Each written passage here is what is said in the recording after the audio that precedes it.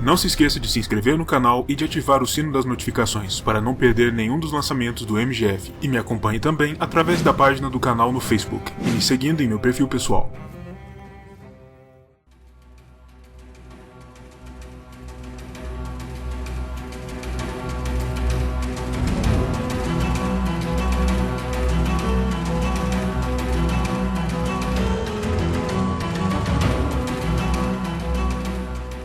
O governo de Lord Callum Greyjoy sobre as Ilhas de Ferro foi singular em sua abordagem ao restante do continente de Westeros. Historicamente, os Homens de Ferro foram súditos insubmissos e inquietos do Trono de Ferro desde sua incorporação aos reinos pelo Conquistador em pessoa, após a derrota do último rei das ilhas, Harren Negro Hora. Ferozmente apegados à sua autonomia e às suas tradições, muito ligadas à singular fé no Deus Afogado, exclusiva das ilhas, os Homens de Ferro nunca se deixaram influenciar totalmente pela autoridade da coroa ou pela influência da fé dos Sete ou dos antigos deuses do norte, o que os tornou ao longo dos séculos e milênios no povo mais distinto de Westeros. E por isso, o ardente desejo por liberdade e pelo retorno às antigas tradições nunca abandonou alguns corações e mentes da região, e compreendendo o perigo representado por tais anseios, Lord Callum iniciou uma política de pacificação e reaproximação com o restante dos reinos. Ainda sob o reinado de Aerys II, Callum promoveu uma colaboração estreita com Porto Real, mas seus planos esbarraram na dura realidade política do continente e foram esmagados a quando de sua morte, durante a Batalha no Mander, no contexto da rebelião de Robert. As ilhas passaram então ao comando de seu filho mais velho, o ousado Balon Greyjoy, que não compactuava da visão progressista do pai e tinha planos exatamente opostos aos dele. Balon desejava reviver o costume antigo das ilhas, os tradicionais saques às terras verdes que haviam feito dos Homens de Ferro de outrora muito mais prósperos e ricos, e para que isso fosse possível, eles naturalmente precisariam se emancipar do controle do Trono de Ferro, já que, sob as leis dos reis Targaryen e, mais tarde, da nova dinastia fundada por Robert Baratheon, tais incursões eram proibidas terminantemente. Contudo, a quando da ascensão de Balon à liderança das Ilhas de Ferro, seus senhores vassalos não estavam preparados para enfrentar as frotas reais em batalha aberta, ou para desafiar abertamente o poder de Robert, e por isso, o Lorde e seus subordinados passaram 5 anos se preparando para sua insurreição, construindo uma nova e poderosa frota de Dracarys, navios de guerra longos, esguios e rápidos, de calado baixo e casco reforçado, ideais para movimentações furtivas e manobras em alto mar.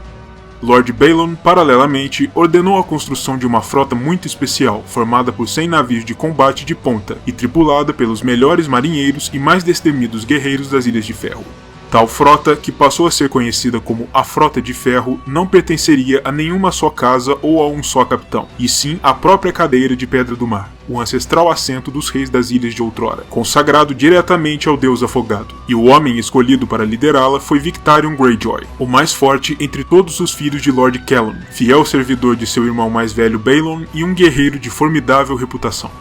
Paralelamente, Lord Balon se sentia bastante confiante em seus planos de ataque, uma vez que, como a Casa Greyjoy e as Ilhas de Ferro haviam se mantido neutras durante as batalhas da rebelião de Robert, suas forças e recursos haviam sido conservados, ao contrário dos das outras grandes casas e regiões do reino, algumas das quais pesadamente afetadas pela guerra. Mesmo assim, os planos do Senhor de Pike não eram unanimamente aceitos nas ilhas, e Lord Roderick Harlow, Senhor das 10 Torres e da Ilha de Harlow, ficou conhecido por aconselhar Balon contra tal plano, advertindo-o de que as ilhas não tinham efetivo ou recursos materiais suficientes para sustentar um conflito prolongado contra Robert e seus aliados próximos, como os Lannister e os Stark, mas Lord Balon se fez surdo aos seus avisos.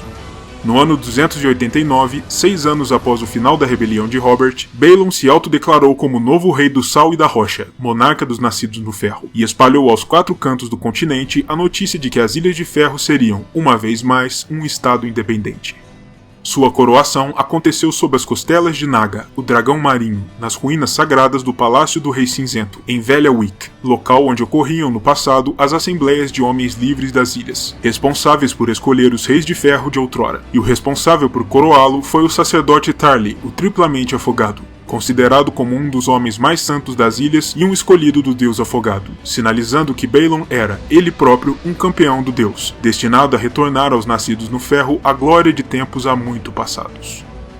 Balon, a princípio, acreditava que sua insurreição seria bem sucedida não apenas por seus anos de preparação, mas também por achar que o governo de Robert ainda era inseguro e seu controle sobre os reinos tênue e pouco apoiado, com muitos dos nobres ainda fiéis aos antigos reis Targaryen e acreditando que Robert não passava de um usurpador, de modo que não se reuniriam sob seu estandarte, o que tornaria o rei incapaz de reunir uma grande hoste para conter a revolta.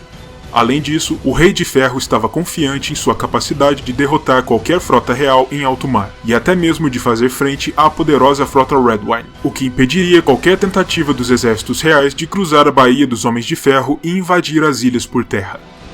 A guerra se iniciou de fato com a movimentação ofensiva e surpresa de Balon, que ordenou à Frota de Ferro que navegasse até Lannisporto e atacasse inesperadamente a frota Lannister enquanto ainda estivesse ancorada no porto. O incêndio e a consequente destruição da frota Lannister em Lannisporto foi um dos pontos altos da rebelião para as forças Greyjoy, e Victarion foi muito celebrado nas ilhas por sua vitória rápida contra os senhores do Ocidente, que eram vistos como a maior ameaça imediata às ilhas por conta de sua proximidade geográfica, embora o plano de ataque tenha sido concebido por seu irmão mais velho, Euron.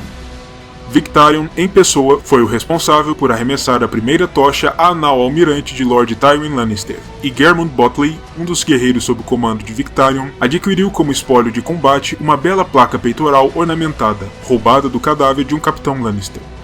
A esmagadora derrota dos ocidentais abriu caminho a Lord Balon para ordenar o ataque a Guarda-Mar, a fortaleza na costa das terras fluviais, construída em um passado distante exatamente com o intuito de refrear saques dos nascidos no ferro na região, protegendo os pescadores e aldeões das proximidades. O ataque foi liderado pelo filho primogênito de Balon, Rodrik, e foi um tremendo fiasco, com o jovem guerreiro morrendo pela lâmina de Lord Jason Mallister e com seus soldados sendo empurrados de volta para o mar. A resposta do Trono de Ferro não levou muito tempo a vir, e foi muito mais esmagadora do que qualquer senhor das ilhas, com a possível exceção de Rodrik Harlow, poderia ter previsto. Robert ordenou a seu irmão mais jovem e mestre dos navios da corte, Stannis Baratheon, que navegasse com a frota em torno do continente, se unindo à frota Redwyne e aos navios da Casa Hightower ao longo da costa da Campina, para dar batalha aos Homens de Ferro. A estratégia de Robert para o contra-ataque era simples, usar de sua superioridade numérica para esmagar a Frota de Ferro e derrotar os esforços dos Homens de Ferro de uma vez só. E foi exatamente isso que aconteceu na Batalha dos Estreitos ao longo da Ilha Justa, onde Stannis encurralou e destruiu a Frota de Ferro de Victarion, capturando ainda o mais jovem dos irmãos de Balon, Aeron Greyjoy, que passaria o restante do conflito aprisionado sob Rochedo Casterly, como cativo Lannister. A vitória esmagadora de Stannis permitiu aos exércitos reais reunidos ao longo da costa das terras fluviais embarcar nos transportes marítimos e cruzar a baía até as ilhas, invadindo-as e levando os combates diretamente aos Senhores de Ferro. O ataque a Grand Wick ficou a cargo de Stannis, enquanto Sir Barristan Selmy, senhor comandante da Guarda Real, ficou encarregado de invadir e subjugar Velha Wick, e as outras ilhas foram também, em tempo, postas de joelho. O cerco e subsequente ataque final ao coração do poder Greyjoy em Pike foi comandado pessoalmente por Robert, com seu amigo de juventude e fiel colaborador Eddard Stark ao seu lado, e contou com a força conjunta dos exércitos do Rei e do Norte. A vila de Fidalporto, principal atracadouro da ilha, foi completamente destruída, juntamente à sede da Casa Botley, o que abriu o caminho para o assalto final ao Castelo Greyjoy. As forças reais assaltaram a muralha sul do castelo, com aparelhos de cerco pesados, pondo abaixo uma das torres e parte da própria muralha, o que provocou a morte de outro dos filhos de Balon, Maron Greyjoy, esmagado sob os escombros.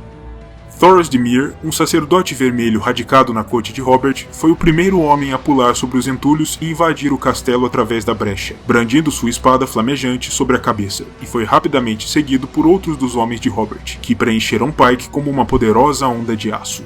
A luta pela fortaleza foi feroz, mas eventualmente os defensores Greyjoy foram superados pela simples força dos números, e o castelo caiu. A rebelião estava encerrada.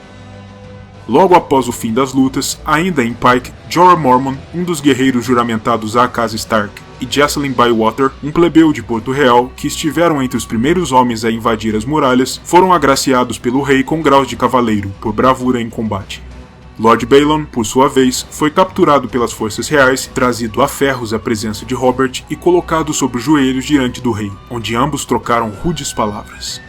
Você pode arrancar fora minha cabeça, mas não pode me declarar um traidor. Nenhum Greyjoy jamais jurou lealdade a um Baratheon. Pois jurará agora, ou arrancarei essa sua cabeça teimosa. Nessa posição vulnerável, ele foi forçado a reafirmar seu voto de lealdade ao Trono de Ferro e à Casa Baratheon, e a ceder seu último filho homem sobrevivente, o garoto Theon, de apenas 9 anos, como refém, para ser levado por Lord Eddard Stark até Winterfell, onde viveria ou morreria conforme o comportamento futuro do Lorde.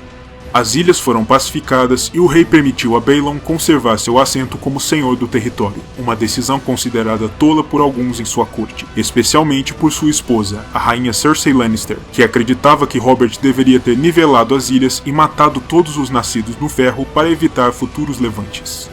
De qualquer modo, Robert retornou triunfante de sua campanha, com seu poder sobre os reinos mais forte do que jamais estivera, e como forma de comemorar seu feito, ele ordenou que um grande torneio fosse realizado fora das muralhas de Lannisporto, do qual participaram todos os grandes nomes da guerra, dentre os quais Sir Jorah Mormont, que aproveitou-se da oportunidade para pedir a Lord Layton Hightower a mão de sua jovem filha donzela Lynesse em casamento, após ser declarado campeão. Enquanto isso, de volta às Ilhas de Ferro, o caos imperava. O castelo de Pike estava severamente danificado e precisou ser parcialmente reconstruído. As ilhas foram varridas por uma onda de violentos abusos e linchamentos à fé dos Sete, perpetrados por fanáticos adoradores do deus afogado, ardentes por vingança contra as instituições que os haviam colocado de joelhos novamente. E foi desse modo que se encerrou a Rebelião Greyjoy, a maior ameaça ao governo da nova dinastia Baratheon sobre os 7 reinos de Westeros, ao menos até o início dos eventos das Crônicas de Gelo e Fogo. Se você aprecia o conteúdo do canal, torne-se também um apoiador do MGF, link na descrição abaixo.